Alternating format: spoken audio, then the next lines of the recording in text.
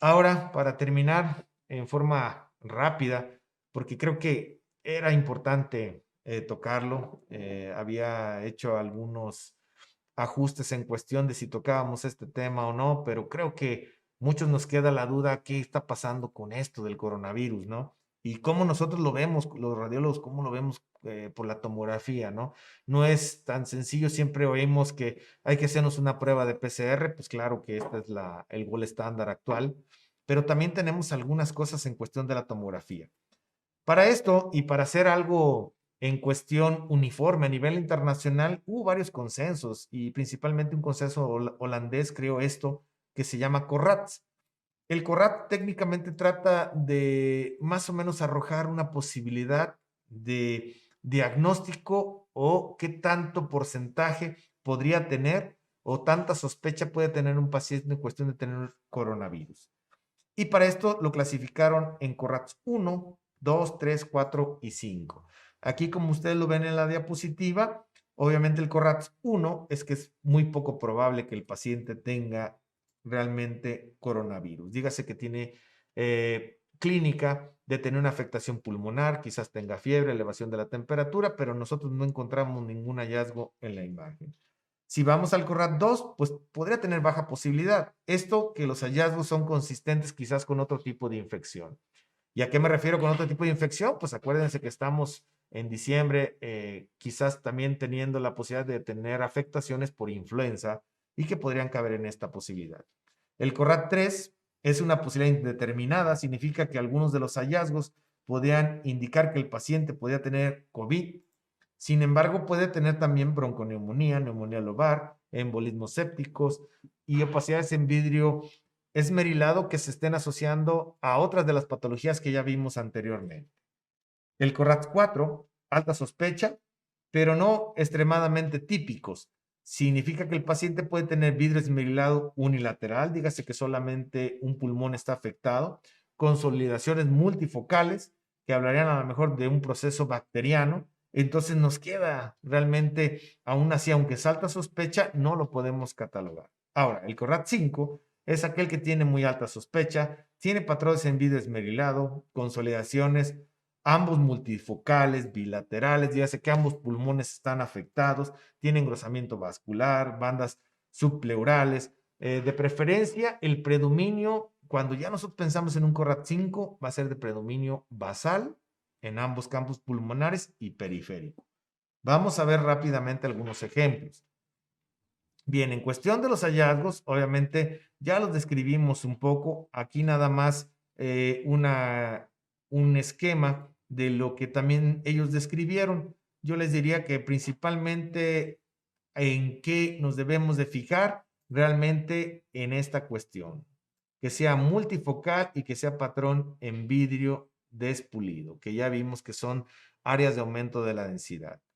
Cambios, obviamente, tomográficos a través del tiempo. Les diría que esto uno es lo que uno ha visto, quizás, bueno, yo en lo personal cotidianamente, en la etapa inicial, cuando el paciente tiene de 0 a 4 días con la afectación, quizás lo único que resalta es que podamos tener técnicamente zonas de aumento de la densidad con algo de patrón reticular, ¿sí? Dígase patrón en vidrio despulido. Si se fijan, el otro campo pulmonar está totalmente intacto y solamente podemos tener esto. Sin embargo, el paciente, al progresar en su proceso patológico de 5 a 8 días, podemos ya encontrarnos estas zonas de mayor densidad, de distribución periférica, que ya hablaría de mayor sospecha del padecimiento. Ya algo más en una etapa más pico de la enfermedad, vamos a encontrar de 10 a 13 días procesos de consolidación. De ahí que el paciente presenta realmente mayor dificultad respiratoria, se hace obviamente con cifras de desaturación notorias porque técnicamente el parénquima pulmonar empieza a afectarse en forma significativa. Y en esta etapa, pues es la etapa más crítica. Cuando ya entramos a la etapa de resolución, vean, después de 14 días quizás del padecimiento, lo que vamos a encontrar con el paciente es que todas esas zonas de consolidación se empiezan a limpiar y empiezan a regresar a la primera etapa que habíamos visto, que era técnicamente el patrón en vidrio despulido. Sin embargo, ahorita voy a presentarles algunos casos propios de nuestro hospital, de lo que hemos visto día con día, para que vean cómo de repente tenemos algunos casos interesantes.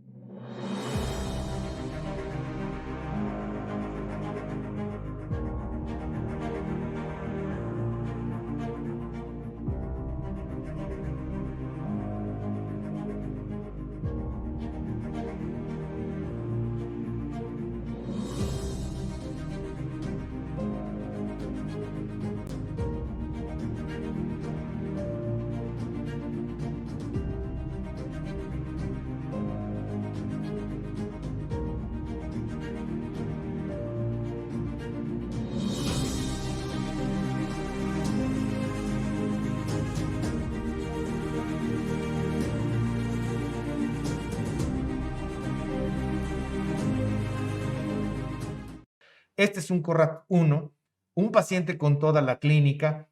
Le hacemos técnicamente una PCR, da positivo para COVID, sin embargo, no hay ninguna afectación en el campo pulmonar. Se encuentra perfectamente bien. El paciente tenía otros síntomas clásicos para COVID, sin embargo, le hicimos una tomografía y aparentemente no encontramos en este momento del paciente, a pesar de ser su 8º día, una afectación pulmonar. Dígase que el paciente corrió con bastante suerte.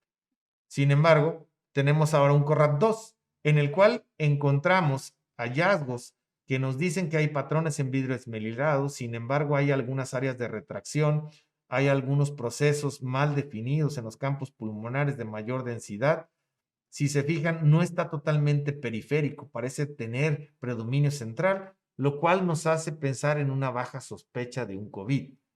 Dígase que a pesar de tener el paciente toda la sintomatología muy similar al COVID, la tomografía la catalogamos como un CORRAT 2 porque no tiene los hallazgos característicos para pensar en un proceso de COVID.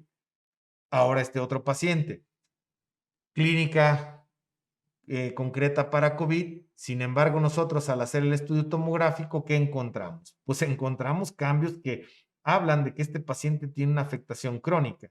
Lo que ya habíamos visto, imágenes de aspecto pseudoquístico que confluyen entre sí, que están en la periferia, que adoptan patrones francos en patrón en panal de abeja, algunas bronquiectasias. Encontramos también, obviamente, patrón en vidrio despulido o vidrio esmerilado en ambos campos pulmonares. Aquí vemos algunas más bronquiectasias, lo cual nos hace pensar que su sospecha técnicamente sea intermedia. Debido a los hallazgos que tenemos, no podemos concretar que realmente el paciente sí tenga COVID o no lo tenga. Dígase, lo dejamos en un CORRAT 3 con una posibilidad intermedia. Cuando tenemos un CORRAT 4, una alta sospecha en este caso o mayor probabilidad, tenemos estos hallazgos. Vean, en este paciente cómo hay patrón en vidrio despulido periférico en ambos campos pulmonares, como lo dijimos en la descripción, algunas zonas que tienden a tener ese proceso ya de consolidación con evidencia de broncograma aéreo, lo cual con la clínica del paciente y estos hallazgos en tomografía nos hace pensar realmente en un COVID. Quiero mencionar que vean, para aquellos que nos escuchan y nos están siguiendo, esto es importantísimo. Vean, tiene 34 años el paciente y con una afectación significativa. Para aquellos que solamente piensan que el problema patológico sucede en pacientes mayores de 60 años, yo diría que nuestra actividad laboral cotidiana en el hospital civil en el que nos encontramos de aquí de Guadalajara, pues tenemos pacientes muy jóvenes con afectaciones muy importantes. Y obviamente, pues el CORRAT 5, aquel que ya nos llegó con una PCR positiva y que viene realmente polignéico, con gran dificultad respiratoria, saturando técnicamente a veces por abajo de 90, dígase 86% de saturación, y veamos cómo obviamente los infiltrados en vidrio despulido se adoptan en ambos campos pulmonares, son de predicción periférica, tienen predilección por ambas bases pulmonares, lo cual es francamente característico de un COVID. Y como este paciente, obviamente es un paciente de 60 años, también hay que estar al pendiente para ver la evolución del mismo, ¿no? Entonces, siempre es importante todo esto que estamos viendo. Ahora, yo les diría, Esto, que es un CORRAT 6, que obviamente ya es el estatus muy avanzado, sin embargo, no lo toqué ahí, ya es cuando el paciente está confirmado, no ha evolucionado satisfactoriamente y tiene pues obviamente mayor afectación de los campos pulmonares, teniendo ya hasta algunas áreas discretas de retracción y procesos de consolidación, el cual el paciente no mejora, siendo un paciente de 74 años. Esto es lo que realmente pone mal a los pacientes. Y ahora, creo que por último, vamos a desglosar un poquito un caso, paciente masculino, 65 años, con 2 días previos que comienza con fiebre, cefalea, tos y anosmia. Creo que el caso por sí solo dice que es un paciente COVID. No creo que tengamos problema con eso. Sin embargo, quiero mostrarles algo interesante con este caso. Vean, el patrón que cuando le hicimos a este paciente el estudio, apenas y se vislumbraban algunas zonas muy discretas de patrón en vidrio despulido o vidrio esmerilado, muy discretas. Vean, otra imagen y apenas si se notaban en este caso del paciente estas zonas que eran muy discretas. Sin embargo, la clínica pues obviamente nos estaba originando una gran sospecha de COVID, lo cual se procede a hacer una PCR y obviamente el paciente da positivo, ¿sí? El mismo paciente, sin salirnos del caso 6, va evolucionando. Vean, 6 días posteriores. ¿Qué es lo que sucede? Ya este paciente comienza con mayor dificultad respiratoria y empieza a desaturar. Quiero que recuerden las imágenes anteriores que apenas se mostraba un patrón discretamente en vidrio esmerilado y ahora vean qué sucede con el mismo paciente.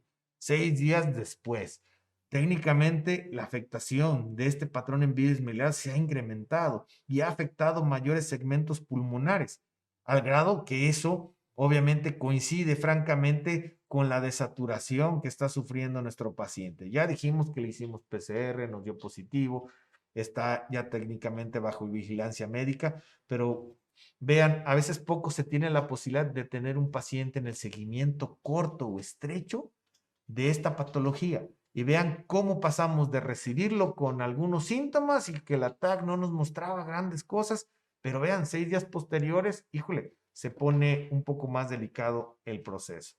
Y no nos salimos de ese caso. Vean, es el mismo paciente, ya se diagnosticó, se confirmó por COVID, se le hacen estudios de control mes y medio al proceso agudo, el cual aún refiere dificultad respiratoria a la actividad física significativa.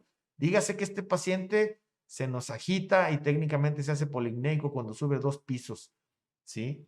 Y vean, de repente hacemos el control y vemos estas imágenes por tomografía. Y dice uno, bueno, parece que ya se resolvió el problema y parece ya no tener absolutamente nada. Y uno se pregunta, bueno, ¿y por qué sigue con dificultad respiratoria? ¿Qué ha dejado el COVID en este pulmón? Decidimos hacerle un protocolo de inspiración y expiración al paciente para ver cómo se comportaba el pulmón, obviamente en la máxima insuflación y a la expiración total. Vean, esto es inspiración profunda, es el inicio del estudio. Dígase, el paciente respiró profundamente, sostuvo el aire, se le hizo el escaneo y no parece evidenciar grandes problemas. Sin embargo, hacemos esto en la inspiración, que son estas imágenes que les voy a mostrar, y vean cómo tiene un aumento de la densidad difusa en ambos campos pulmonares. Dígase, el intersticio se encuentra aún afectado, cosa que no veíamos en la inspiración profunda, cuando ya estamos en la inspiración. A lo mejor si se los pongo así, no van a poder técnicamente tener esa referencia visual. Quizás les ayude esta imagen, donde quiero que vean el comparativo. Inspiración profunda y expiración. ¿Notan los cambios? Creo que son técnicamente muy visibles los cambios de la densidad que tiene el mismo paciente cuando está en inspiración profunda y cuando está en expiración total. Véanlo. Otro segmento y vean cómo es notorio. ¿Qué hemos estado viendo? Que hay pacientes que técnicamente mes y medio después, 2 meses, 3 meses, aún continúan con secuelas de esta afectación que nos aqueja a nivel mundial y que aún todavía quizás de mi punto de vista no desmenuzamos completamente ni llegamos a conocer los alcances ni las implicaciones y quizás mucho menos las secuelas que esta patología nos vaya a dejar hoy en día.